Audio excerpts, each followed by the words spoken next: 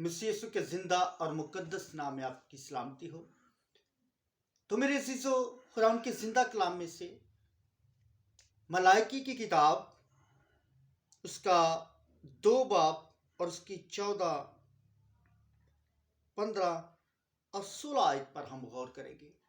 جیسا آج کل آپ دیکھ رہے ہیں کہ بیوی اور شوہر کے درمیان جو ہے نا بہت ساری رنجشیں ہیں، بہت سارے جو ہے نا طلاق کے ایشوز ہیں، علیحدگی کے ایشوز ہیں، لیکن آج ہم دیکھیں گے کہ خدا کا کلام ہمیں کیا بتاتا ہے، ہمیں کیا سکھاتا ہے، خدا کا کیا حکم ہے، اور انسان نے کیا جو ہے نا حکم اختیار کیے ہے، کس راہ پر چل رہے ہیں۔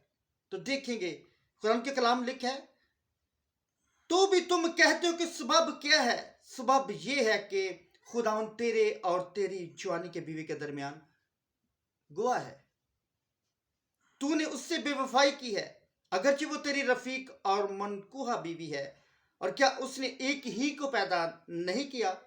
باوجود اس کے پاس اور ارواح موجود تھی، پھر کیوں ایک ہی کو پیدا کیا؟ اسی کے خدا ترس نسل پیدا ہو۔ پس تم اپنے نفس سے خبردار رہو اور کوئی اپنی جوانی کی بیوی سے بے وفائی نہ کرے، کیونکہ خداوند اسرائیل کا خدا فرماتا ہے، میں طلاق سے بیزار ہوں، اور اس سے بھی جو اپنی بیوی پر ظلم کرتا ہے۔ اور رب الفاظ فرماتا ہے، اس لیے تم اپنے نفس سے خبردار رہو تاکہ بے وفائی نہ کرو۔ خداوند کے زندہ کلام کا پڑھا، سنا، سمجھا اور قبول کیا جانا ہمارے لیے باعث سے برکت ہو۔ آمین، ہاللیلویہ۔ جی، ملائکی جو پرانے عہد نامہ کی آخری کتاب ہے، تو میرے عزیزو، خداوند کا کلام یوں بیان کرتا ہے کہ تو بھی تم کہتے ہو کہ سبب کیا ہے؟ ہم سوال کرتے ہیں کہ سبب کیا ہے؟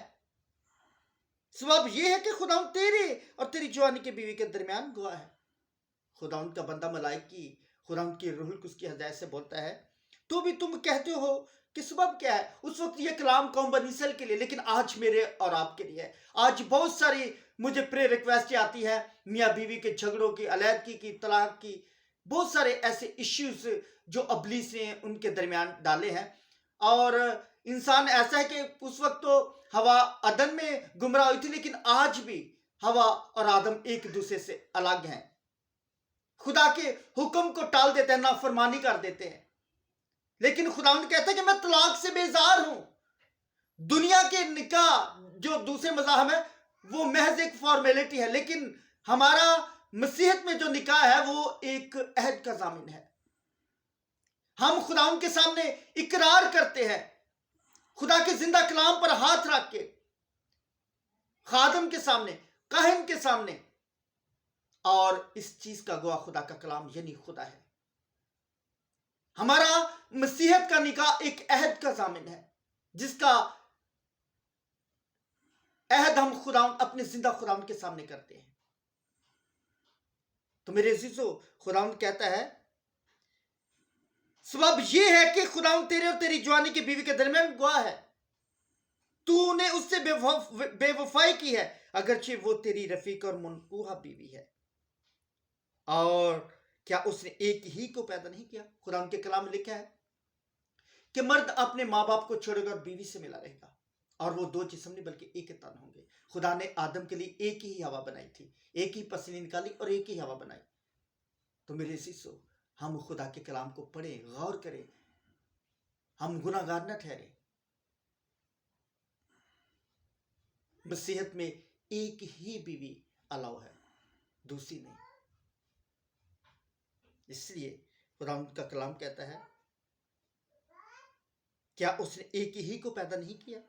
کیا باوجود یہ کہ اس کے پاس اور ارواح موجود تھی، پھر کیوں ایک ہی کو پیدا کیا؟ اسی کہ خدا ترس نسل پیدا ہو۔ کیا؟ خدا ترس نسل پیدا ہو۔ پس تم اپنے نفس سے خبردار رہو اور کوئی اپنی جوانی کی بیوی سے بے وفائی نہ کرے، کیونکہ خداوند اسرائیل کا خدا فرماتا ہے، میں طلاق سے بیزار ہوں، اور اس سے بھی جو اپنی بیوی پر ظلم کرتا ہے۔ رب الفاظ فرماتا ہے، اس لیے تم اپنے نفس سے خبردار رہو تاکہ بے وفائی نہ کرو۔